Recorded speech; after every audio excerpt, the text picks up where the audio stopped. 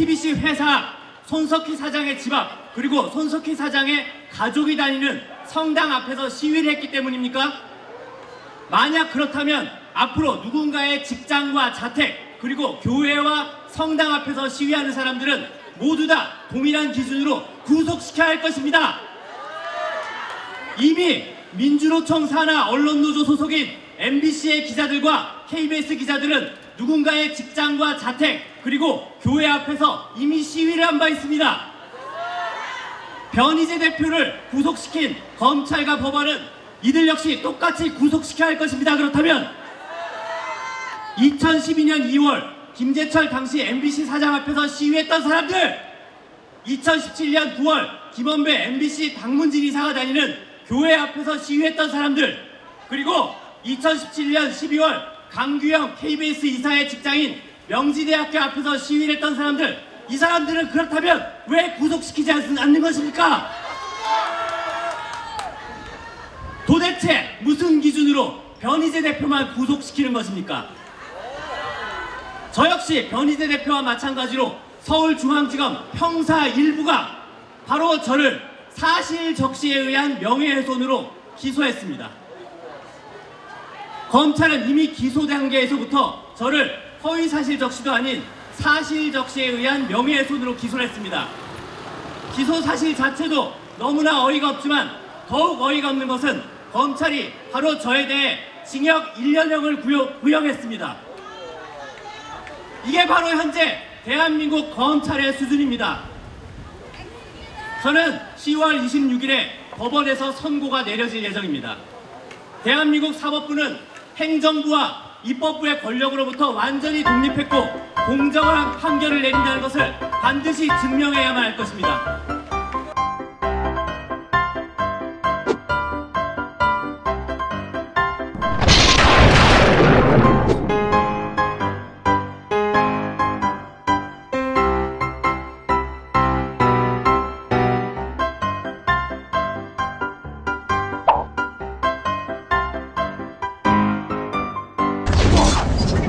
우리 김세희 대표님 큰 박수로 맞이해 주시면 감사하겠습니다.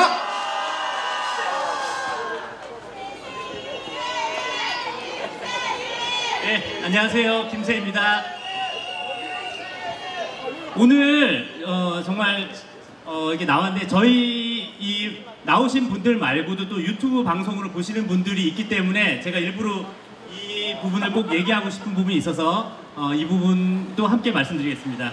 안녕하세요. 가로세로 연구소 대표 김세희입니다. 몇몇 분들은 변희재 대표에 대해서 과거의 발언 등을 놓고서 거부감을 갖고 계신 것으로 알고 있습니다. 그래서 몇몇 분들은 제가 오늘 이곳에 나오는 것을 두고 왜 거기에 나오냐라고 불편한 심기를 드러내기도 했습니다. 하지만 그럼에도 불구하고 제가 오늘 여기에 나온 이유는 두 가지 측면에서 꼭 나와야만 했습니다. 먼저 인간적인 측면입니다. 변희재 대표는 제가 2014년에 민주노총 산하 언론노조에 맞서기 위해 MBC 노동조합을 만들었을 때 그 누구보다도 많은 관심을 갖고 저와 함께 싸워주셨던 분입니다. 대부분의 언론들은 힘도 없는 소수파 노조인 저희들을 무시했지만 변희재 대표는 어떠한 대가도 바라지 않고 저희 노조를 묵묵하게 끝까지 도와줬습니다. 이 같은 인간적 측면 말고도 제가 여기에 나온 이유는 또 있습니다. 바로 사회 정의적 측면에서 반드시 나와야만 했습니다. 지난 5월 25일 서울중앙지검 형사 1부는 변희재 대표가 허위 사실을 유포해 JTBC와 손석희 사장 그리고 태블릿 PC 보도를 한 기자들의 명예를 실추했다며 구속영장을 청구했습니다.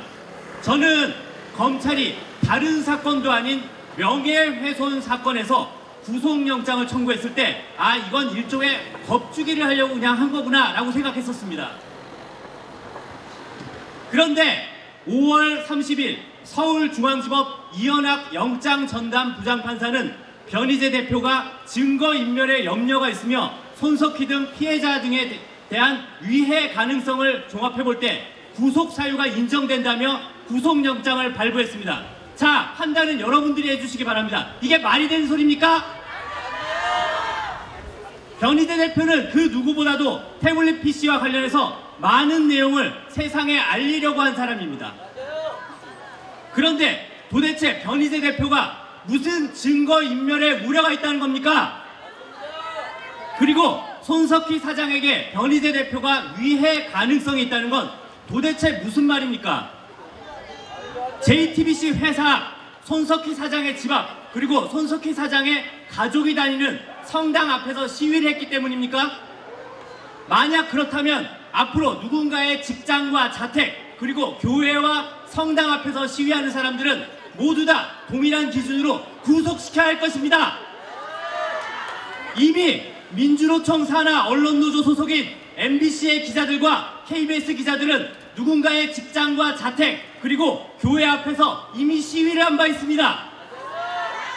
변희재 대표를 구속시킨 검찰과 법원은 이들 역시 똑같이 구속시켜야 할 것입니다. 그렇다면 2012년 2월 김재철 당시 MBC 사장 앞에서 시위했던 사람들, 2017년 9월 김원배 MBC 당문진 이사가 다니는 교회 앞에서 시위했던 사람들, 그리고 2017년 12월 강규영 KBS 이사의 직장인 명지대학교 앞에서 시위를 했던 사람들, 이 사람들은 그렇다면 왜 구속시키지 않는 것입니까? 도대체 무슨 기준으로 변희재 대표만 구속시키는 것입니까? 저 역시 변희재 대표와 마찬가지로 서울중앙지검 형사 1부가 바로 저를 사실적시에 의한 명예훼손으로 기소했습니다. 검찰은 이미 기소 단계에서부터 저를 허위사실적시도 아닌 사실적시에 의한 명예훼손으로 기소를 했습니다. 기소 사실 자체도 너무나 어이가 없지만 더욱 어이가 없는 것은 검찰이 바로 저에 대해 징역 1년형을 구형했습니다. 이게 바로 현재 대한민국 검찰의 수준입니다. 저는 10월 26일에 법원에서 선고가 내려질 예정입니다. 대한민국 사법부는 행정부와 입법부의 권력으로부터 완전히 독립했고 공정한 판결을 내린다는 것을 반드시 증명해야만 할 것입니다. 태블릿 PC에 대해 그 누구보다도 용감하게 의혹을 제기한 변희재 대표가 지난 여름 그 무더위 속에 좁디 좁은 감옥에 갇혀 살아야만 할 범죄를 도대체 뭘 저질렀습니까? 대한민국에서 언론, 출판, 집회, 결사의 자유는 모두 다 사라진 겁니까? 언론의 자유와 집회의 자유는 오로지 좌파 진영에게만 허용되는 것입니까? 이런 식이라면 앞으로 누가 태블릿 PC와 관련해서 의혹 제기를 할 수 있겠습니까? 태블릿 PC뿐만 아니라 문재인 정부에 대한 의혹 제기를 이 무서운 세상에서 과연 누가 할 수 있겠습니까? 이제 우리는 뭉쳐야만 합니다. 함께 모여서 싸워야만 합니다. 물론 그 자리에서 지난 탄핵 당시 자기만 혼자 살겠다고 도망간 것도 모자라 등 뒤에서 칼 꽂고 등 뒤에서 총질했던 사이비 우파들은 우리가 철저하게 배제해야만 합니다.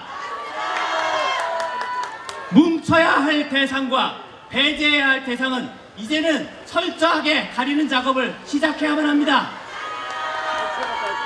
한 번 배신했던 사람은 반드시 또다시 배신합니다. 배신자에게 미래는 없습니다. 지난 6월 지방선거가 명확하게 증명해줬습니다. 우파의 지지자들은 표를 안 주면 안 줬지 배신자들에게까지 표를 주진 않습니다. 이제 배신자들은 철저하게 배제하고 올바른 우파들끼리 힘을 합쳐야만 합니다. 저는 변희재 대표에 대해서 여러 가지로 안타까운 마음이 많습니다. 언젠가 변희재 대표 역시 과거의 발언 등에 대해 반드시 용서를 구할 부분이 있다면 용서를 구할 것이라고 저는 믿습니다. 저는 변희재 대표에 대해서 아직까지도 믿음이 있습니다.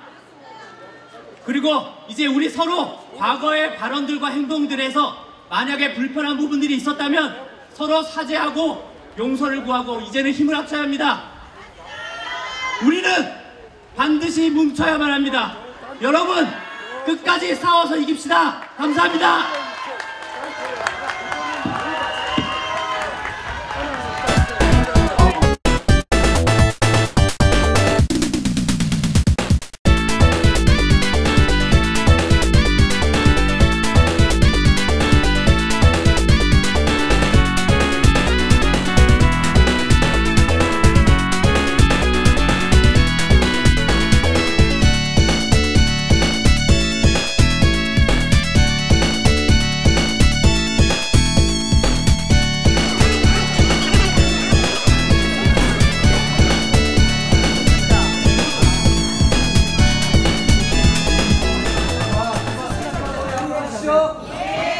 야 잠깐만 기다려. 음악 나올 때까지 잠깐만. 아, 예, 알겠습니다.